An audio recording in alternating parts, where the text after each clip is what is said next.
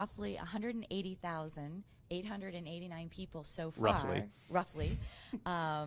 And Rob and I have been crunching the data and talking a lot about what we see in the data. So, Rob, I'm going to ask you, what's the most interesting thing that you have discovered so far in our nearly 200,000 cases?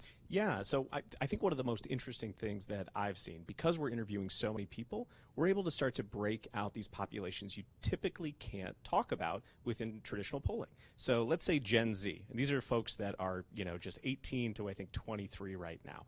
Not a big portion of the population, and also they don't really like to take surveys. So most of the time it's really difficult to say anything about them. We've interviewed over 15,000 Gen Z voters to date. What we're seeing is that I think sort of, right in line with people's expectations somewhat about this generation. They're the most racially diverse, and they're also the most Democratic-leaning generation that we have within the data set. Now, they're just a little bit more Democratic-leaning, but if you poke under the hood and start to ask them about their attitudes about race, start to ask them their attitudes about gender, start to ask them their attitudes about immigration, you're seeing them, again, even being just a little bit more Democratic and a little more liberal-leaning than even the famously liberal millennial generation. Go and look at how they're talking about the 2020 election. They're a little bit more Democratic, but they're a lot more anti-Trump. So even compared to millennials. Can I ask a question? Absolutely. But just for those of us who do not live in the generational world. Sure. So the boomers. Yes. And we will just let that go because everybody knows who they are. Mm-hmm. And then Gen X. Mm-hmm. The forgotten generation. The greatest generation, I might say. and then millennials. Mm-hmm. And then Gen Z, and that's the group you're talking about. Yeah, and that's going to be folks who were born in 1997 onward. Okay. Yeah. Okay, great. Okay, so they're a little more Democratic, a little more liberal. Yeah. Sorry to interrupt. No, by all means. Okay. And then they're, again, I think just a lot more anti-Trump. Again, even compared to millennials, we see about a 9-point shift, regardless of who the Democratic candidate is, compared to millennials in terms of how much they're voting for Trump versus that Democratic candidate. Now, again, why is that happening? If I just had to take a guess based on the data that we have right now, it has to do, again, with those attitudes around race, those attitudes around gender, those attitudes around immigration. These are some of, the drums that Trump likes to beat on the most. He likes to bring that to the forefront of the election, and they happen to be a place where we also see particularly liberal attitudes among this generation. Do we know anything about how the Gen Z folks think about the economy and whether they think it's related to the president or the election more or less than other generations? So we haven't looked at it so far, but here would be my guess about it, is that what we've increasingly seen is people's attitudes about the economy being influenced by their partisanship, being influenced by how they lean politically. That those attitudes about it, not just how the economy is doing, even how their own personal finances are doing, are influenced by these things. So again, if we just take a look at how liberal-leaning this generation is, I bet you they're not having super great reports about the economy, even though we have unemployment below 5% and wages are rising and yada, yada, yada. I think one of the most interesting things about the cycle and how it's shaping up, the general election cycle, is whether Donald Trump will play the economy card over and over and over again because the economy is growing and unemployment is low, realizing that that is a really good play for him, or if he will get drawn into the more identity-inflected kinds of things that he talked about in 2016, or just, this guy's short, give him a box, like those kinds of personal little ribbings that he also likes to do. And I think it's interesting to think about, he seems to know that the economy is his best play. Yeah. He went out and said, I know you don't like me, but you're going to vote for me anyway because everyone has a job and the economy's growing. But does he have the discipline to stick to that? Or will he go back to these other things? And you wrote about this in your book, Identity Crisis, as well, about the disconnect between consumer sentiment, right? So this general purpose, is the economy doing good or doing bad, and how people are rating the presidents. Yeah. It's going to be really interesting to watch. We'll be tracking all of it. Mm-hmm. So, Lynn, let me ask you, what's some of the most interesting things that you've had? I think particularly thinking about the Democratic race. So one of the neat things that we're doing with this big data collection, so we interview 6,200 and some people every week, and we ask them about 41 policy questions and 8 to 10 characteristics of candidates. And then everybody plays sort of a little game in the survey, and it's called a conjoint experiment, and people in marketing do it all the time, but we're going to do it for politics. And basically, what we're asking people to do is we create a collection of goods, a basket of political outcomes. So things like the president is impeached, all abortions are banned, all guns are banned. And that's maybe one collection of outcomes. And then we have the opposite. The president is not impeached, all abortions are legal, all guns are legal. And so we present people with these two sets of political outcomes, and we say, which world would you rather live in? Which one do you want? And they have to choose one or the other. And then every person does that 10 times. And in the course of doing that, they will reveal to us which of those outcomes are the most important to them in choosing a package of goods, and which is the least important. Yeah. So I was going to say, this is like the nerdiest part of the survey, and it's the part I like most, even though it is nerdy. But tell me, I'm happy to hear it. Tell me why it's so important for people to be able to force to make a choice, right? Why can't you just say, hey, don't you think this is important? So we could just ask people, what's the most important issue to you? And people would tell us something, and it would be maybe close to being right. But what we want to do is we want to rule out people giving us the answer that they think is the right answer, even if it's not the one that's true for them. It's possible that for most people, the most important thing to them in the world they want to live in isn't in the top set of things that the candidates are talking about or that their friends and family are talking about. But people will feel pressured to say, oh, yeah, one of the things we find is that all Democrats, no matter who they support, do not want children separated at the border from their families. But there could be a Democrat out there who actually doesn't think that's very important.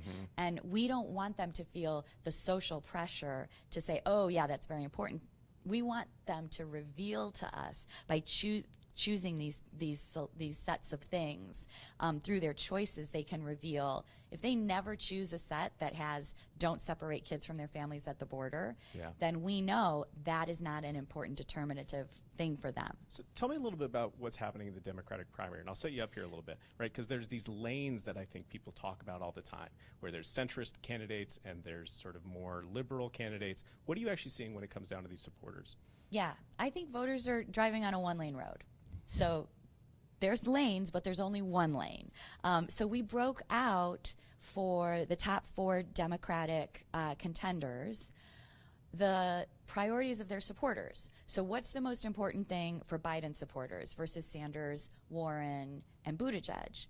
And the thing that will really jump out at you, and you can go look at this table at the Upshot in the New York Times where we lay this out, is how similar the supporters' priorities are. No matter what, if you're a Warren supporter, if you're a Sanders supporter, that top set of 10 things is remarkably similar, and the share of people who support that thing, 90%, 80% across all the candidates. So there's remarkable agreement and remarkable similarity in what they prioritize. And those things are impeach the president, don't separate children, don't ban abortions, universal gun background checks.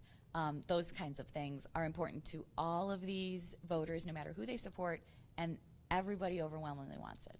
I think another way to think about this, and it's such a great point to make, is this one-lane road, is when you start to look at people's second choices. So we ask people not just who you're going to vote for in the Democratic primary, but also who you're going to vote for if that candidate doesn't come through. Who would your second choice be?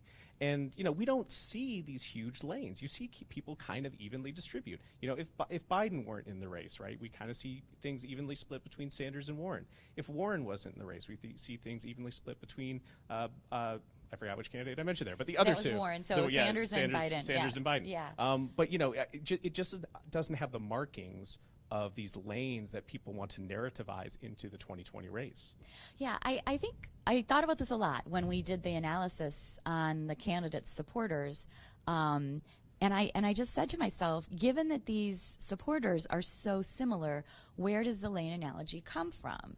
And there are two things that are important to keep in mind. The first is that there are differences across these supporters in the ideological labels they give themselves. So Sanders and Warren supporters will call themselves more liberal than Buttigieg or Biden supporters, and those people tend to be slightly more moderate in labeling themselves.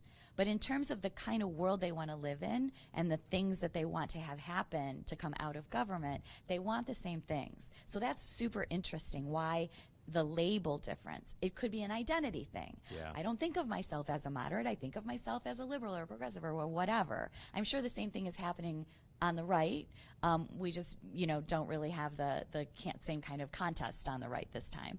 But so it could be an identity label that voters apply to themselves, but also the candidates do that too. So they apply those ideological labels to themselves, even though mostly they have policy differences for sure, and voters could be picking up on that and aligning with the ideological label that is closest to them and understanding the policy differences. But I think it is just important to say that across all of these candidates, the kind of world that voters want to live in looks pretty similar.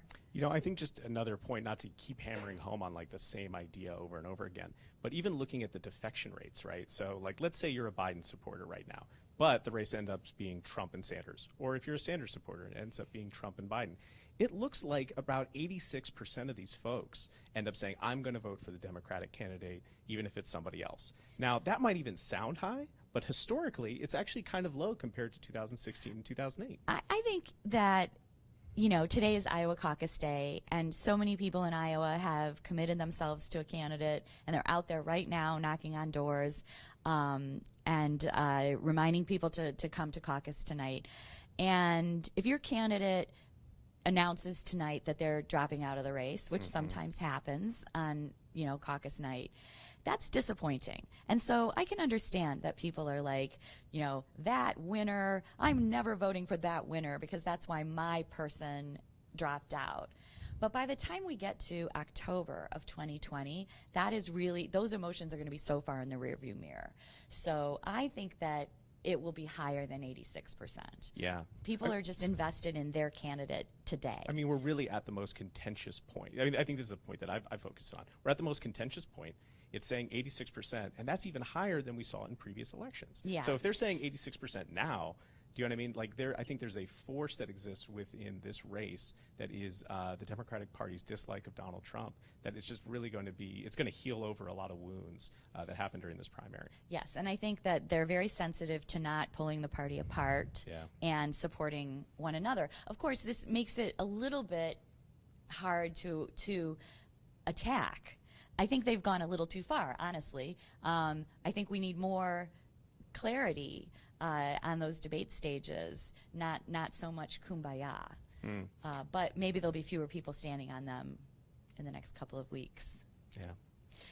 What should we do? Should we take questions? Yeah, well, I think you have some data from, well, maybe not part of this project, but I think the data that you have from voters that have been tracked since 2008 is great to hear a bit of the insights. Sure. So this is a report that John Seid, who's another part of the Nationscape Project, and I did recently, where we actually track some of the same people over time. That is to say, we know how these people reported voting in 2016, and we know how they're kind of reporting voting today in the Democratic primary. I think there's sort of two fascinating pieces of this. One is that Biden is coming in and doing best among people who were Hillary Clinton supporters, maybe not that surprising, but also doing best among people who did not vote in the 2016 election. So I think that, one, there's a little bit of a story here about how much energy Sanders is bringing to the party. He's bringing so many new people in. But actually, among those who didn't vote, what we're seeing is that it's actually Biden who's getting the lion's share of the vote. That can go two ways, right? If It they could. didn't vote in the 2016 general election, what are the chances they're going to caucus? They might not, Yeah. yeah. I think particularly for Iowa. Or I guess we're not talking about just Iowa, Sure, but yeah. vote in the primary. No, yeah. no. For Yeah. sure, it could, if his support's ultimately coming from folks who are not high participation folks, Yeah. right? I think there's the other piece of the puzzle, which is Bernie Sanders, who is not putting together a majority of the coalition that he had back in 2016, right? So, go rewind the clock to 2016. He's getting 43% of the vote at the end of, I think, the end of this thing. And he has just not been able to piece that puzzle back together in a more crowded field. And I think particularly in a field where he was he was not the only person that represented transformational change, I think, within the party. Warren has been able to substantially, dive in and capture a piece of his vote. Yeah, I was just looking at the Nationscape data on support for the two of them, and he does very well among those without a college education, and she does very well among those with a college education. Yeah. And so they are splitting that coalition in maybe some interesting, maybe predictable ways. But yeah, he's got to share his set. Yeah. Yeah. A lot of folks are wondering obviously Iowa's on everyone's mind. What can you tell us about how the numbers look in Iowa, or if anything, from the data you've been collecting? Yeah, so the question is about Iowa and what we can say about how the numbers look in Iowa. And our project is nationwide, and so we have some people from Iowa, but not many. But I think what we know from all of the polling that has been done on Iowa up until today is that it's very close. And the front runner changes depending on which poll it is, and it kind of, whether they're clumped up at the top or there's someone at the top and they're clumped then for second place, but there's a lot of clumping, and I don't think anyone is completely comfortable saying it's a runaway. I think too, the history is important here because we could talk about how much polls are off nationally on average, but for Iowa, the historical average here is like being 10 points off. In a race that's this divided, where even the top vote getter is really only clocking in at like 20%, 25%.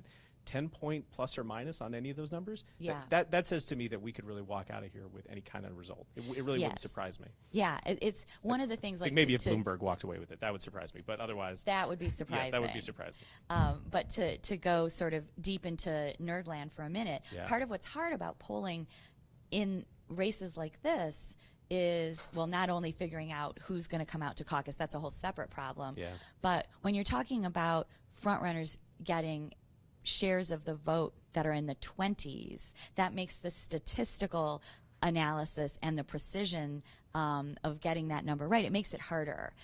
So this is just a hard problem to solve. And so I think that really everybody will be tuning in tonight and watching the numbers come in. Yeah, it's a real wait and see. Yeah. And anything, I know you talked about it a bit, but anything else on which candidates may or may not, supporters of which candidate may ditch the Democratic nominee in the general election? Any assessments there from that? Yeah, so again, going back to how durable is Democratic support from the primaries into the general election, we talked about that just a moment ago, and I don't think there's really much ditching. For people who are out there right now knocking on doors or are going to come out in caucus or vote in the New Hampshire primary next week, next Tuesday, those are people who care a lot about politics, they're interested in politics, and my guess is that most of those people come out in November and vote for the Democrat, regardless of who gets the nomination. Yeah, and I think too, it's something that you have to always realize the data you're collecting. It's really a snapshot in time. But we're getting data right now on what that looks like. It does look low compared to previous elections. Maybe it'll change, but if I had to say early signs on this, it looks like a unified field. But are you saying it's low relative to surveys at this moment in time in past years? No, it's Right. low relative to what even happened on election Right. day. So but that's the point. Yeah. Is that by election day, Right. it's this 86% number Yeah. is going to be higher. Yeah. Yes. Sure. For sure. Yes. Yeah. Yeah. That's what we think. And last question, I think you also touched on this, but some of the commenters are picked up on the idea that there are conservative and moderate Democrats who are supporting Bernie Sanders. What can you say? I think the assumption is certainly that many of his supporters are very progressive, but you are finding that a good portion of his basic support comes from people who identify as conservative or moderate. Is that right?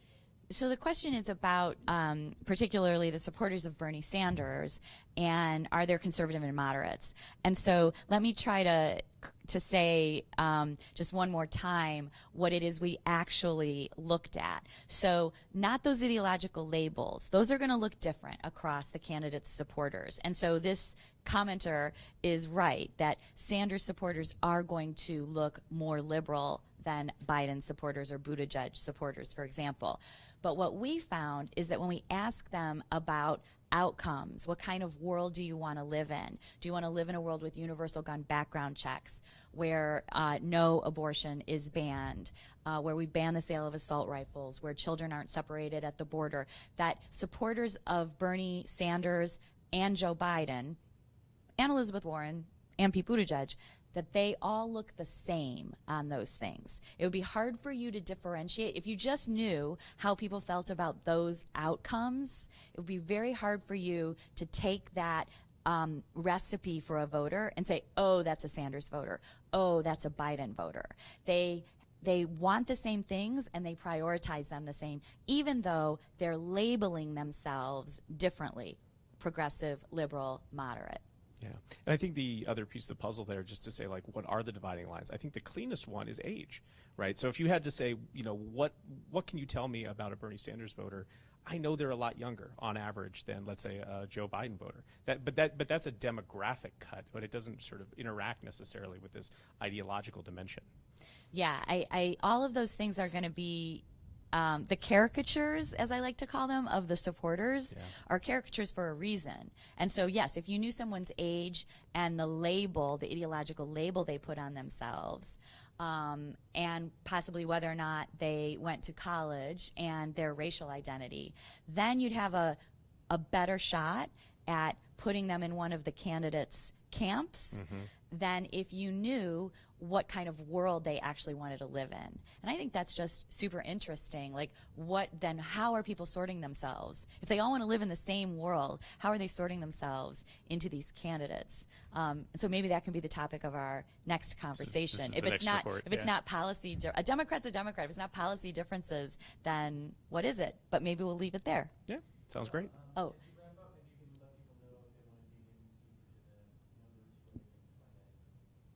Yeah, so the numbers on the Democrats and the priorities, all of that, and across party too, we did Democrats, Republicans, and Independents. There are differences there.